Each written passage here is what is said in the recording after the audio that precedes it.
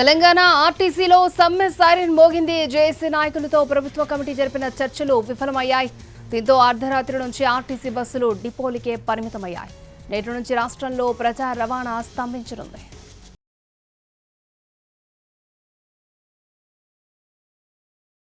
తెలంగాణ ఆర్టీసీలో సమ్మె సైరన్ మోగింది. జేఏసీ నాయకులతో ప్రభుత్వ కమిటీ జరిపిన చర్చలు ఫెయిల్ అయ్యాయి. దీంతో అర్ధరాత్రి నుంచి ఆర్టీసీ బస్సులు డిపోలకే పరిమితమయ్యాయి. నేటి నుంచి రాష్ట్రంలో ప్రజా రవాణా స్తంభించనుంది. అయితే ఆర్టీసీలో ప్రయాణించే లక్షలాది మంది ప్రయాణికులకు ఇబ్బందులు తప్పేటట్లేదు. ఈ నేపథ్యంలో ప్రత్యామ్నాయ ఏర్పాట్లు చేయాలంటూ కూడా సూచించినట్టు తెలుస్తోంది. సో అర్ధరాత్రి నుంచి సమ్మె సైరన్ మోగించింది తెలంగాణ ఆర్టీసీ. రైట్, పూర్తి డీటెయిల్స్ తెలుసుకుందాం. మా ప్రతినిధి రాధిక మనకి ఫోన్లో అందుబాటులో ఉన్నారు. రాధిక, అన్ని బస్సులు డిపోలకి పరిమితం అయినట్లేనా?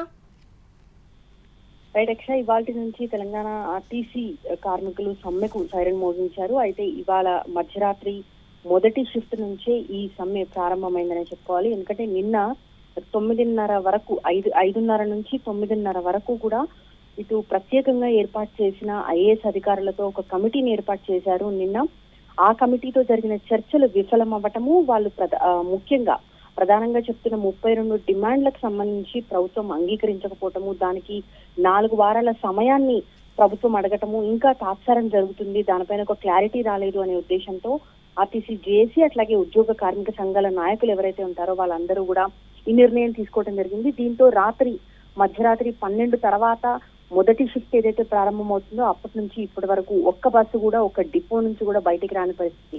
అయితే ఆర్టీసీ ప్రత్యామ్నాయ ఏర్పాట్లు అయితే చేస్తుంది.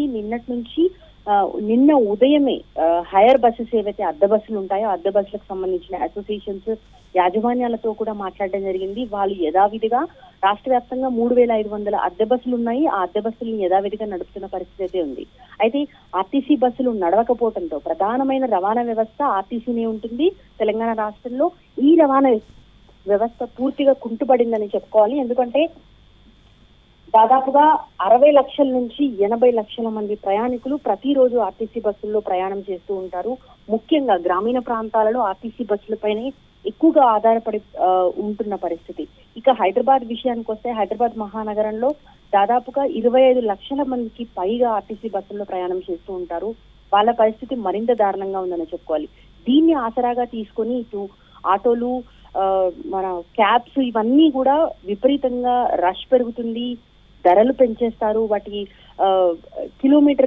పర్ కిలోమీటర్ ధర పెంచేస్తారు. అలా కొంత ప్రయాణికులకి చాలా ఇబ్బందికరమైన పరిస్థితి అయితే ఉంటుంది.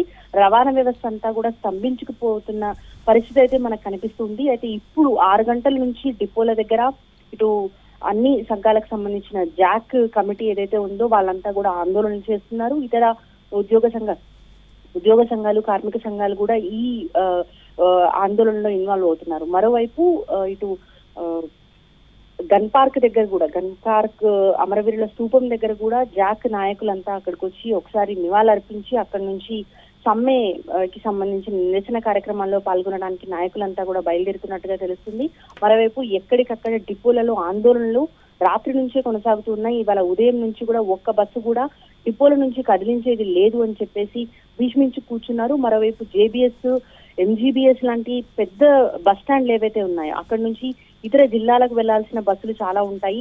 జేబీఎస్ అయితే మెయిన్ గా ఉత్తర తెలంగాణ జిల్లాలకు వెళ్లే బస్సులు ఎక్కువగా జేబీఎస్ లో ఉంటాయి కాబట్టి అక్కడ పూర్తిగా డిపో అంతా కంప్లీట్ గా ఆపేసిన పరిస్థితి, బస్సులని కదలివ్వని పరిస్థితి. కానీ ఎంజీబీఎస్ మహిళలకి స్పెషల్ గా తెలంగాణలో ఉచిత బస్సు ప్రయాణం ఉంది. సో చాలా మంది మహిళలు బస్సులోనే ప్రయాణం చేస్తూ ఉన్నారు. సో మరి ఆ పథకం ఎలా అమలవుతుంది అంటారు? సో మహిళలు రైట్, మహాలక్ష్మి పథకం వచ్చిన తర్వాత ఆక్యుపెన్సీ రేట్ విపరీతంగా పెరిగింది. అప్పుడు గతంలో చూస్తే 60-70% ఉన్నది కాస్త ఇప్పుడు 98% ఆక్యుపెన్సీకి పెరిగింది. కానీ ఆర్టీసీ బస్సులు సమ్మెలో పాల్గొన్న తర్వాత అసలు ఏ బస్సు కదలనిచ్చేది లేదు అని చెప్పి డిపోలలోనే బస్సులని ఆపేస్తున్న పరిస్థితి. ప్రభుత్వం మాత్రం ప్రత్యామ్నాయంగా ఇటు అద్దె బస్సులు నడపటంతో పాటు స్కూల్ బస్సుల్ని అట్లాగే ఇతర ప్రైవేటు బస్సుల్ని కూడా రంగంలోకి దించి, ప్రైవేటు డ్రైవర్లను రంగంలోకి దించి ఈ బస్సులు నడిపించే ప్రయత్నం చేస్తామని అంటున్నారు. కానీ దానివల్ల ప్రమాదాలు జరిగే ప్రమాదం కూడా ఉంటుంది కాబట్టి కొంత ఆలోచించి నిర్ణయం తీసుకోవాలనే ఉద్దేశంతో డ్రైవర్లను కూడా హైర్ చేసుకునే దాంట్లో కూడా కొంత ఆచితూచి వ్యవహరిస్తున్నట్టుగా తెలుస్తుంది.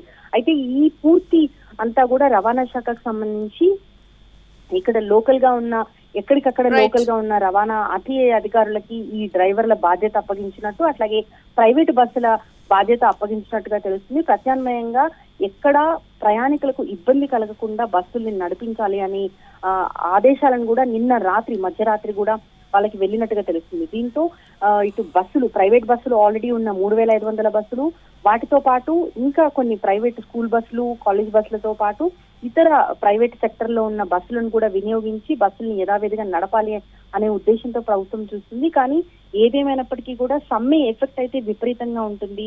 రోడ్ల పైన ఇటు క్యాబ్స్ కి, ప్రైవేట్ వెహికల్స్ ఎక్కువగా ప్రైవేట్ వెహికల్స్ రోడ్ల పైనకి రావడము, ట్రాఫిక్ జామ్స్ పెరగటము, ఇతర ఇబ్బందులు అయితే చాలా ఎదుర్కొనే అవకాశం ఉంటుంది. ఆటోలు, క్యాబ్లు విపరీతంగా వాళ్ళ ఫేర్స్ పెంచే ప్రమాదం కూడా కనిపిస్తుంది. అక్షయ్. ఓకే రాధిక.